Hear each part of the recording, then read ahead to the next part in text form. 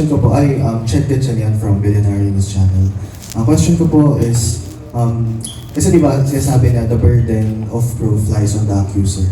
So, ano na po ba yung nakita ninyo ng mga visible signs na masasabi ninyo na, okay, he's not feeling well? Or are we just relying sa sinasabi sa mga comments na AI lang to, na ganito lang to? Kahapon po, di ba, nakita niyo naman na tumakbo-takbo. So, is there a proof or kahit po observation na lang ninyo, baka nagbago yung visual presentation ng presidente, kaya kayo nagpa-file ngayon for mandamus? Kasi di ba, the burden of proof lies on the accuser. Second po, ano po yung move na maaari namin asahan sa inyo after this? Confirm ba lang pupunta po kayo sa Supreme Court? Thank you po. Una, simplihan natin yung kasagutan para nasa same page tayo lahat. Unang-una po, tayo ay masaya na malakas ang Pangulo. Malinaw po yan. Ngayon sa sinasabi natin na ano yung proof natin na masasabi natin na wala siya sa kanyang peak na kalusugan. Dahil na rin sa mga posting sa social media na nakikita natin at nababasa natin ang mga artikulo. Pero hindi po tayo nagbabase ron. Ang United People's Initiative, hindi po nagbabase sa social media. May mga tao po tayo sa grounds. Nagtatanong po tayo doon sa mga nurses, sa mga janitors ng St. Luke's. Nagtatanong rin po tayo doon sa mga taong nakakakita. Kasi ang United People's Initiative po, dahil po mga retired militaries, alam po natin yung tinatawag na word na validation. Yan, naggalang alam yan, General Romy, na mahirap tayong magsalita na wala tayong basihan. Hindi po ganun ang United People's Initiative. May basihan po tayo. Ngayon yung basihan natin, ilalabas po natin yan doon sa tamang forum at tamang pag-uusap para yung legalidad na poproteksyonan yung both ends. So, doon sa pangalawang tanong naman, ano yung next hakbang ng United People's Initiative? Kung mapapansin ninyo, maraming nagsasabi na kami kasi hindi kami reactive. Pag reactive ka lang, pag may nangyari at saka kagagawa ng bagay, that is too late already. Maaaring may nangyari ng hindi maganda sa ating lahat at hindi rin tayo proactive. Ang proactive now is a dying measure. Ang ginagawa po ng People's Initiative, we are being predictive. Pinipredict na po namin kung ano yung posibilidad na mangyayari base sa pagtatanong sa mga sektor ng lipunan. At doon kami gumagawa ng aksyon. Kagaya nito, pasensya na po ulit kayo, mabilisan. Pinail namin ng Friday. Bakit ngayong Monday lang tayo nagharap-harap? Kasi hinintay pa po namin yung GR number. Ibig sabihin, katibayan na natanggap na ito at nailagay na ito doon sa kanilang listahan sa Supreme Court at maaaring ipatawag tayo anytime o maaaring mag-convene sila in bank para pag-usapan ito. So hinintay po natin at lumabas lang ito, Colonel Galang, kahapon lang kagabi. So kaya tayo ngayon nag-decide. So ang hakbangin ng People's Initiative, lahat po ng galaw, maging ito ay galaw man ng anumang kulay politika, sinusuportahan natin, basta meron tayong common denominator. Ang common denominator natin sa pagkakataong ito, kaya paalam ko na rin sa inyo, nag-uusap kami nila General El Rio, nila Sir Edwin Fernandez, na parte ng ating United People's Initiative. Kung mapapansin ng iba, sasabihin nila, liberal sila General El Rio, sila Sir Edwin Fernandez, nag-uusap-usap kami. That is the only way to resolve the problem sa bansa natin. Hindi pwedeng tayo mag-usap-usap at magbatuhan lang tayo sa social media na kung ano-ano, na walang katapusan. Kaya nga, ang suggestion, ang ginagawa ng People's Initiative, mapapansin ninyo, pag may basher sa amin, automatic binablock namin. Hindi kami nag-i-engage. Kung mag-engage man, pilit-pilit. Ba't namin binablock? Kasi kung pablock natin lahat ng negative thinkers, mapupunta lang sila sa isang side, magkakasama, puro negative sila. At gaganda yung buhay natin. So, hindi mo kailangan patulan yung social media, lalo na sa kalusugan ng Pangulo. Huwag nyo papatulan yan. Kasi nga sabi nila, yung AI, talagang pag pinanood mo siya, napakalapit niya sa katotohanan. So, kahit sino, malilin lang. Yung mga nababasa namin naman natin, huwag na kayong magka-cut and paste tapos isi-share ninyo. Kung hindi nyo alam pinagmulan nung balita, buhay pa ba siya, totoong tao ba siya? Lalo na kung mga fake accounts o walang pagkakilanlan. So yun po yung mga hakbangin ng United People's Initiative para maitama itong nangyayari. At sana, hindi ito yung katapusan ng ating pagharap at pagtatatungan dahil gagawin namin itong open sa bawat isa para yung totoong kasagutan talagang makukuha ninyo. At bigyan natin ng pagkakataon si General Romy para sagutin pa. May dadagdag pa siya. Okay, bilang isang organisasyon, ang United People's Initiative ay hindi direkta ang inakusahan ang Pangulo na may sakit. Precisely, kaya ginawa natin itong petition dito sa Supreme Court dahil nga doon sa mga lumalabas sa media, yung mga haka-haka, espekulasyon, kung ano pa dyan, na kung saan ito yung source ng instability at maaaring kaguluhan. Kaya ito, nag-file na tayo ng petition para i-compel ng Supreme Court base sa ating batas, batas ng Constitution, kung ano yung tunay o real state of physical and mental health ng ating Pangulo. Yun ang objective dyan ng United People's Initiative. Okay? Kaya kung in-approve ng Supreme Court, just in case itong aming petition at i-compel yung executive na ilahad ang tunay na state of physical and mental health ng Pangulo. Ibig sabihin, para sa taong bayan, mawawala na yung mga haka-haka, spekulasyon, sa mga instability na yan. Yun lamang po. Maraming salamat. Thank you. Doon sa tanong, yung burden of proof. Ang burden of proof po, nire-require natin sa isang kaso. Impeachment man yan, criminal case. Ito po ay isang legal inquiry. Petition po ito, hindi po ito kaso. Kung hahanap po tayo ng burden of proof, dapat po kaso ang i-file natin. Hindi po tayo nagkaso, nagtatanong po tayo ng legal sa Korte Suprema. So yung pong tanong na yung burden of proof, baka siguro po nasa maling konteksto. Kaya po tayo nagtatanong, hindi po tayo nagkakaso. Para marilinaw po tayo doon. This is not a criminal or an investigative case. This is a legal inquiry. Para po klaro tayo sa lahat. As to the next steps, nabanggit na po ni Sir Ray, siguro po, saka idagdag na lang namin yung iba as we go along. Salamat po. Next question please. Sir, good morning at magkahawig lang itong tanong namin. Biyahe ni Benji, vlogger, at ang tanong ko, so hindi lingid sa ating kalaman kamakailan lang, no, tagtag sa social media, paghahanap sa Pangulo. Bigla na lang siyang lumabas at nagtatalon-talon. Sapat na ba yun para paniwalaan ng taong bayan yung pagtatalon-talon na yan? Yung tanong mo, kapatid, ay tanong ng milyong Pilipino. Ilang araw siya, kung aming natatandaan, April 1 or 2 yung last appearance niya. Sa aming pagkakaalam. Tapos bumilang ng 5 araw, 6 na araw, wala talagang lumalabas. At sa pagitan noon, nung wala siyang appearance, mapapansin natin, puro throwback videos, mga articles ang lumalabas sa mainstream at saka social media. Ito po, pag-usapan na natin ng malalim. Napakaganda ng tanong para maintindihan natin. Sa normal na kaisipan ng isang tao, makikita natin yung pattern. Ano yung pattern na yun? Magkakasunod kasama yung mainstream. So, alam nila na throwback ito, nag-share rin yung isang mainstream ng throwback, nag-share ng throwback, puro throwback sila lahat. So, pattern, naka-pattern talaga yun, yung ginagawa nila. Ngayon, brother, hindi sapat yun na ilang araw siyang nawala, tas bigla siyang lumabas, nagtalon-talon. Ang kailangan natin is legal proof. Hindi yung aliwin tayo, aliwin. Na lumabas siya at tumalon-talon, na aliw na tayo, okay pala yung Pangulo, tumatalon-talon siya. So kailangan natin yung legal statement. Executive branch, kailangan i-practice nila dahil sila yung panuntunan, sila yung example. Actually, sila yung breaking point ng legislative at saka ng ating judicial branch, yung executive. Kaya may veto power yung president. Hindi ba pwedeng once and for all maglabas na sila ng legal records ng Pangulo na nanggaling sa medical doctors na sinasabi na maayos ang Pangulo? Actually, pwede naman nilang pikiin yung result noong medical sa kanilang network, sa kanilang isang maleta lang yan. Pwede nang pituor ang Pangulo. Alam ko, nag-a-agree tayong lahat. Pwede mong pikiin ang iyong state ng kalusugan. Pwede yan. Pwede mong pikiin ang iyong nararamdaman ay hindi mo pwedeng pikiin yan. Kung may nararamdaman ka, may nararamdaman ka. Kung may sakit ka, may sakit ka. Hindi mo pwedeng pikiin yan. So sa atin, nakaangkla tayo dun sa katotohanan lagi na hindi sapat sa atin, sa normal na kaisipan, na wala ang Pangulo ng ilang araw, maglalabas sila, talong-talong siya, malusog na, tapos na ang boxing. Manahimik na tayo, malusog siya. Hindi ganun kasimple yun. Kasi may kinakaharap tayong crisis.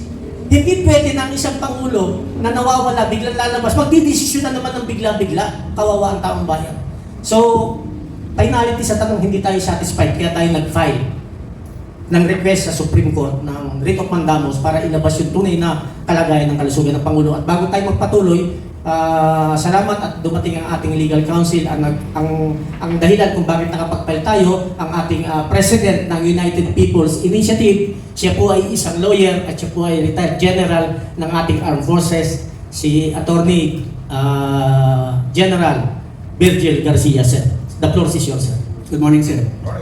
Good morning sa inyong mga kasama. Magandang umaga sa inyong lahat. Tama po yung sinabi ni Captain Ray. Natutuwa tayo na nagpakita siya kahapon, kagabi actually, na siya fit. Tumatakbo, nagja-jog at tagahamon pa. Hamunin ko sana 100 push-ups in 1 minute. Kaya ko ba yun? Okay yun, maganda yun. At least mababawasan yung ating agam-agam na ang Pangulo ay hindi katulad nung nauulat, hindi katulad nung napapag-usapan na kumakalat. Ano po.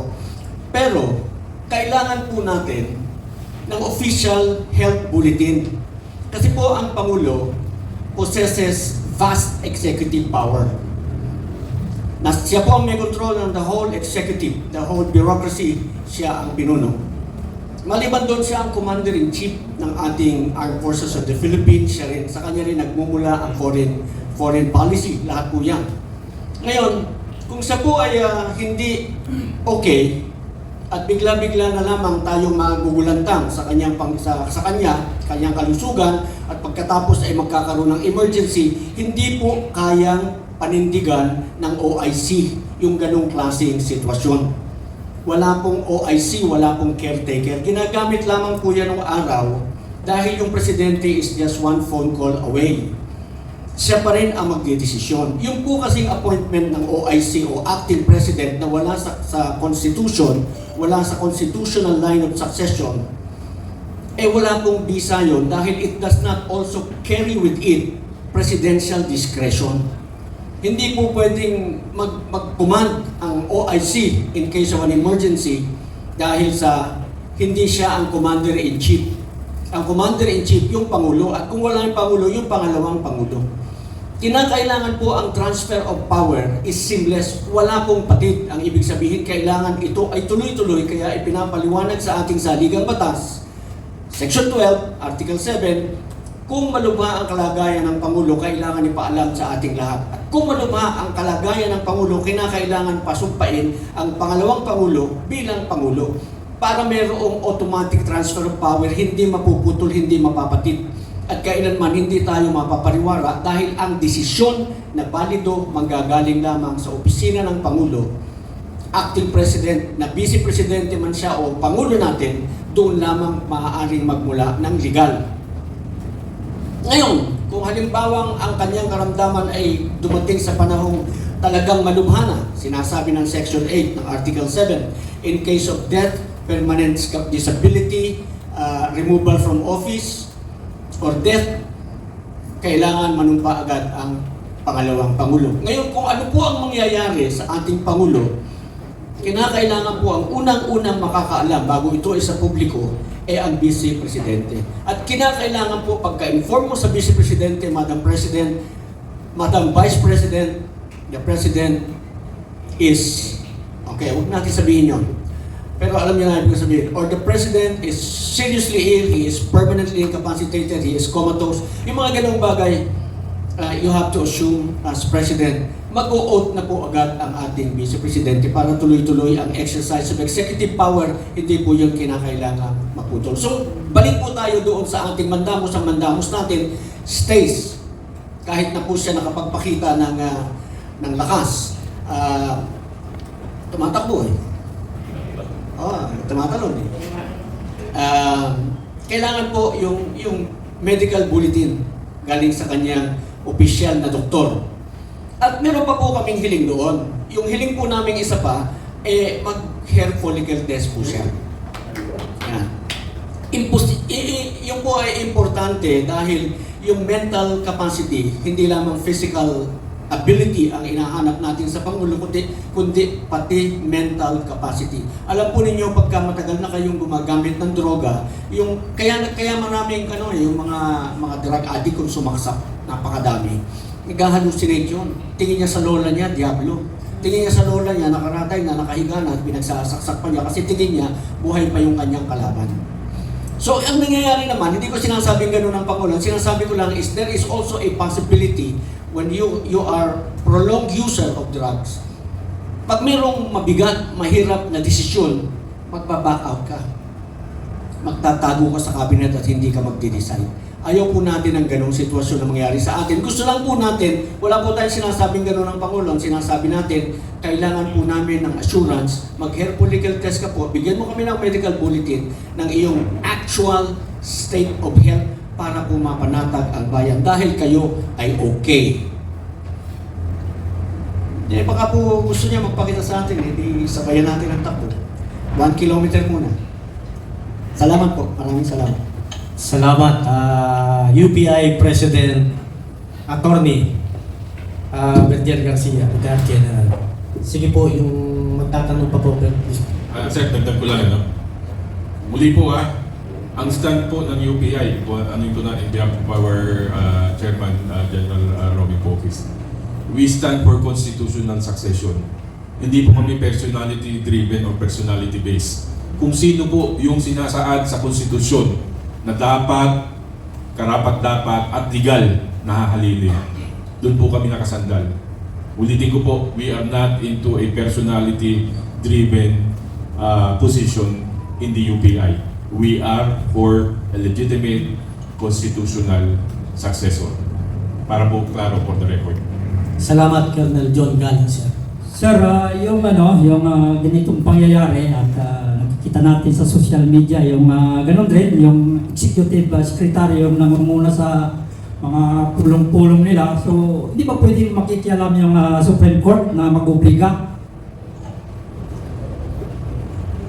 Attorney Berdiel, sir.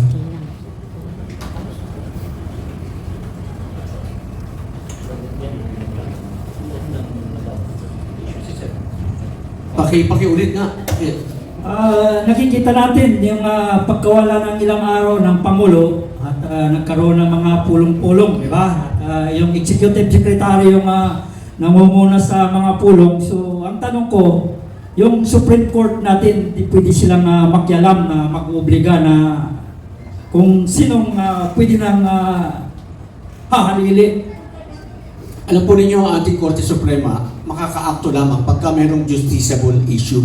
Pagka mayroong reklamo at nakita nila na ito ay kinakailangang aksyonan, kinakailangang desisyonan, saka lamang sila makikialam. Ang executive secretary po natin ay head ng mga cabinet secretaries kasi siya yung executive secretary. Ano po? Kumbaga sa ordinaryong, sa kumpanya po, sa kumpanya siya yung chief operating officer. Siya po ang nagpapatakbo para sa Pangulo. Para yung Pangulo ay makakonsentrate doon sa mga mas mabibigat na nagampanin ng Pangulo. Yung everyday, day-to-day management ng opisina ng Pangulo, yung executive secretary po talaga yon. Ano po? Pero kahit na po siya, tinatawag na legal president, kahit po kailan, hindi siya magiging Pangulo. Kailangan po, yun talagang binigyan natin, tayong mga taong bayan, yung pinagkatiwalaan natin ng powers ng Pangulo at yung pwedeng mag-succeed, yun lang po talaga ang uubra. Hindi po pwede yung OIC caretaker o acting president, executive secretary. Wala pong ganun sa ating saligang batas. Kaya nga po sinasabi namin, lahat tayo lalo sila, yung mga matataas na opisyal, nanumpasin ng puproteksyonan nila, pagtatanggol nila, susundin nila ang ating saligang batas. Ay ano ngayon? Bakit? Anong nangyayari? Bakit kaliwat kanan ang pagbastos sa ating saligang batas, ang hindi pagsunod sa ating saligang batas? Dapat po tayong mamamayan mismo talagang ipaalam natin na tama na po yung ginagawa ninyo yan. Gusto namin ngayon, ito po, mandato ng saligang batas, utos ng saligang batas. May karapatan ng taong bayan malaman ang tunay na katayuan, kalagayan ng iyong kalusugan. Ipaalam mo po sa amin. Yun ang kailangan namin, hindi yung jogging. Pwede ka mag-jogging sandali pwede kang magpa-jumping dyan ng konti na you look okay. Tuwa po kami, ay okay ang presidente, very good. Magandang pakiramdam dahil ay okay pala, hindi naman pala totoo yung mga nababalita. Okay yun. Kaya lang merong mali kagabi, napansin nyo ba? Yung kanyang bulletin na babasahin, sabi niya, babasahin ko yung bulletin. April 14, kagabi niya binasa yan. Kahapon. April 13 lang kahapon. Kinorek daw niya. Ha? Kinorek daw po ako. Kinorek na. O di, okay. Taxes yung kerosene. Parang hindi yata balanse, parang hindi naman fair. Kasi nakita naman po natin sa sitwasyon po dito, binabasihan kasi natin yung maps sa Singapore Ang maps po kasi parang ano yan stock market yan parang bulungan yan So kung paano nila i-manipulate yung costing niya, madali nilang i-manipulate kasi wala namang wala namang reference. Kung papakwentuhan lang nung mga nag-ooperate ng maps dun sa Singapore yung costing yan Kaya po nagagalit sila ngayon dahil nakikita na po natin kung magkano lang dapat talaga kumpara po sa mga katabi nating bansa ngayon dito sa Southeast Asia. Tingnan niyo po, pinakamahal tayo. Bakit? Considering na ito pong ibang bansa na ito, ito po hindi po ito democratic countries. Ang Vietnam ba? Democratic? Pero bakit naibababa nila? Kaya nilang ibaba.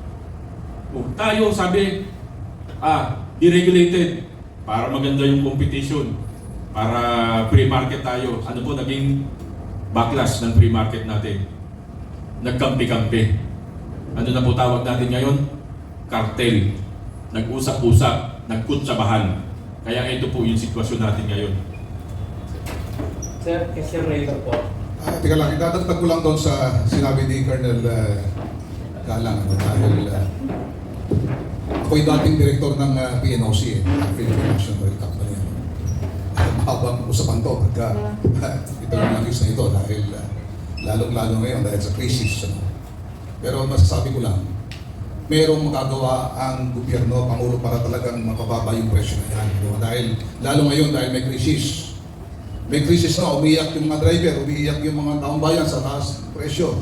Dahil langis sa kayong mabilihin. Pero marami naman dyan na namantala. Lalong yumaman dahil may krisis sa langis. Okay? Ang isang napakalaking paglabastangan dito sa ating bansa, sa mga taong bayan ay yung tinatawag nating oil deregulation law. Kung saan yung pag-aari ng taong bayan na National Oil Company na sinasabi ni Captain Ray ay ipinasa sa mga pribadong sektor na kung saan ang diversification supposed to be, sinasabi ni Colonel John, ay para may competition, mapapaba yung presyo. Hindi nangyari yun dahil nag-usap-usap lang sila, nakokontrol nila ang presyo, yung gobyerno walang magawa, manood lang. Ganun nangyari doon. So talagang tayo sa Pilipinas, tayo ang dito sa Asia, tayo ang merong pinakamataas, hindi lang Asia pinakamataas yung ating presyo, yung increase na yung crisis, di ba? Dahil again, sinasabi ng gobyerno, 60 days stock level o inventory. 6 days inventory ang ating langis sa Pilipinas. Pero sinasabi ni Attorney ni General Virgil Garcia, wala pang isang linggo, ilang araw pa lang, tumaas na kaagad yung presyo. Ibig sabihin, presyo binili na ng 40 pesos, ilang araw pa lang, binenta nila ng 100 pesos. Parang ganun, kumita na kagad sila doon. Kaya pagka bumaba naman ng presyo, hindi nila binababa ang presyo. Antayin muna ng ilang buwan, daan-daang binababa.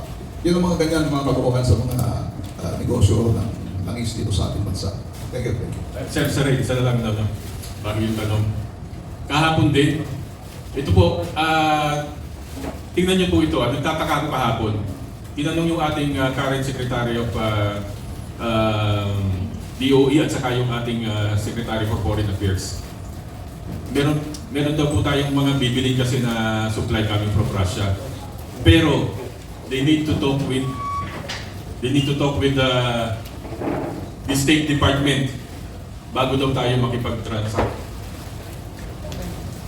Kayo na po sumagot sa katanungan na to. Bakit kailangan pa? Kasi talaga pong tinanong ito kahapon, isa doon sa senador natin, tinanong niya, bakit kailangan tayong kumuha na, para bang kailangan natin magpaalam sa ibang bansa bago tayo bumili? Bakit? Ang participation nila, bakit kailangan ganun? Kayo na po sumagot doon sa tanong na yun. Sir, good morning. Nabanggit po kanina ni Captain Ray yung tungkol po sa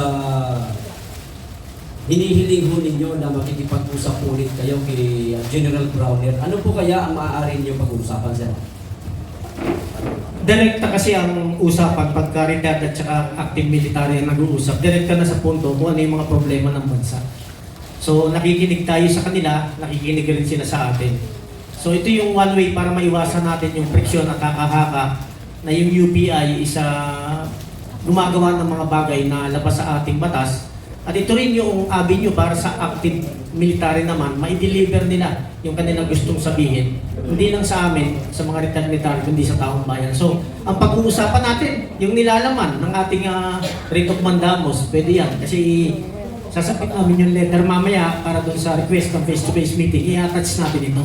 At anumang bagay na kinakaharap ng ating bansa, kailangan pag-usapan talaga dahil isa lang ang i-deliver nating mensahe. Na sana, huwag silang magpagamit sa mga politiko at ang kanilang katigan ay ang kagastuhan ng taong bayan. Yun po ang magiging foundation ng ating pag-uusap.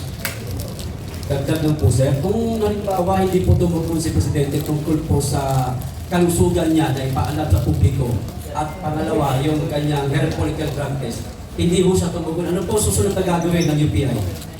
Tayo naniniwala pa rin doon sa wisdom na meron yung ating Supreme Court. Palagay namin gagawa sila ng matibay na aksyon para sagutin ito. Ngayon, kung sakasakali, worst case scenario, walang mangyari dahil sinasabi natin kaya nilang impluwensyahan lahat ng sangay ng ating gobyerno. Ulitin ko yung medical reports, pwede mong pikain yan.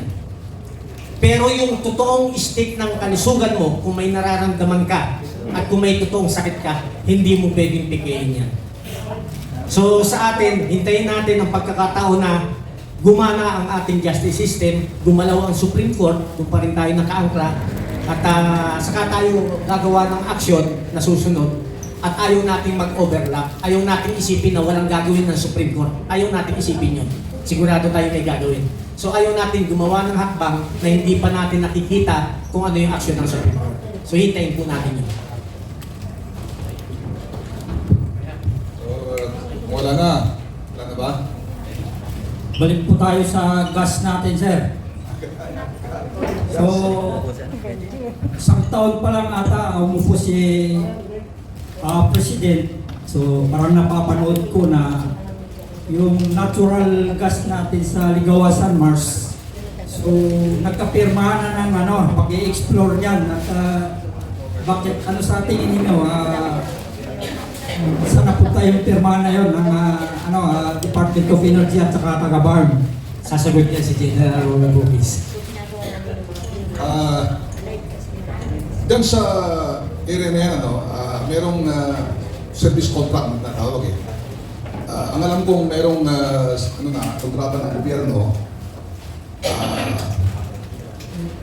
yung SK Ligawasan Oil and Gas Corporation sa gobyerno. Merong kontrata dyan na i-develop yung service contract 72 dyan sa Sultan Kudarat. Hindi pa kasama yung Ligawasan Mars area dyan sa may Maguindanao. Yun yata ang susunod na ginagawa nila. Hindi lamang sa national government, kundi doon sa farm mismo. Kasi under farm yun eh. So farm na ang namamahala doon. Ang alam ko, may mga kausap na sila dyan, mga developers o mga explorers o yung mga oil and gas companies sa ibang bansa para i-develop yun. Pero ngayong system na yun, ilang taon na ba? 4 na taon na, 5 taon na. Alam ko, minsan nagpunta ako doon, meron nang silang flare na lumalabas na may proof na merong natural gas kasi may sunog na eh. Pero as to the commercial quantity, hindi pa confirm yun kung commercial quantity ba talaga yun. So, ongoing pa, ang alam ko, yung kanilang continuous drilling to determine the commerciality of the entire deposits. So, hindi pa talaga. Pero po, ilang taon pa yan bago mapatunayan na talagang mayroong commercial quantity doon. Yun lang, thank you.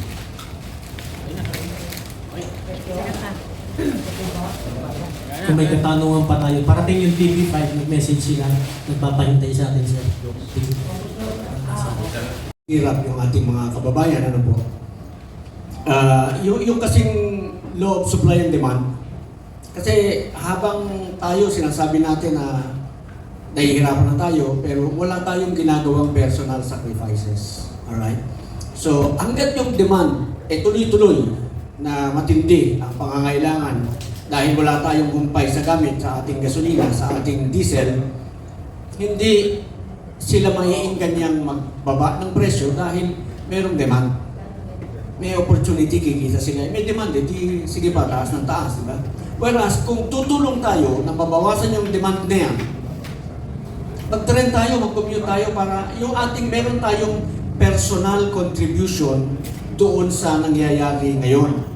Bawasan natin yung demand na yan. Tayo mismo, our own personal contribution, bawasan natin ang gamit ng ating sasakyan. Hindi lang dahil sa gusto nating magtipid, kundi dahil sa gusto nating makapag-contribute doon sa ikagiginhawa ng ating mga kababayan. Bawasan natin yung demand. Pagkat marami na tayong hindi gumagamit masyado ng ating sasakyan, babawasan ng demand, pababa pa rin po ang presyo. So dapat meron tayong personal sacrifices. The change begins with me. Sa bawat isa sa atin. Magkaisa tayo, magtulong-tulong tayo.